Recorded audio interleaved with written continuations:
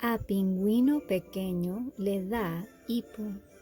Escrito por Chad Bentley, leído por Mimi. Oh, hola. Me da gusto conocerte. Franklin dijo que llegarías pronto y estaba pensando quizás me pudieras ayudar. Tal vez has notado que tengo un caso terrible de los hipos y me están volviendo loco. Todo empezó la semana pasada, el día que sirvieron comida con chile picoso. No sé realmente a cuántos pingüinos conoces, pero déjame darte un consejo. Nunca le des chile a un pingüino, porque les da hipo. No puedo deshacerme de ellos. Federico me dijo que me parara boca abajo.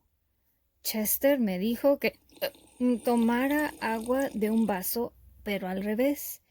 Y Alberto me dijo que me parara boca abajo y tomara agua al revés.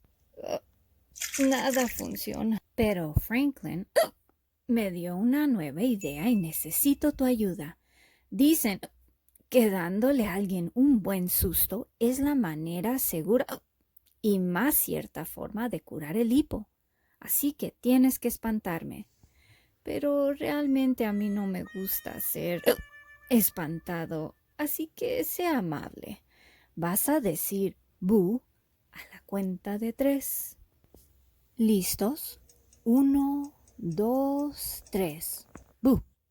No, ¿eso es todo? Vamos a intentarlo de nuevo, pero más fuerte esta vez. 1, 2, 3. ¡Bu! ¡Ay, qué espanto! Quizás ya se me quitaron los... ¿Tendré estos hipos para siempre? Ok. Una vez más. Grita. Vuélvanse locos. ¿Listos? 1, 2, 3. Franklin, ¿qué en el mundo estás haciendo?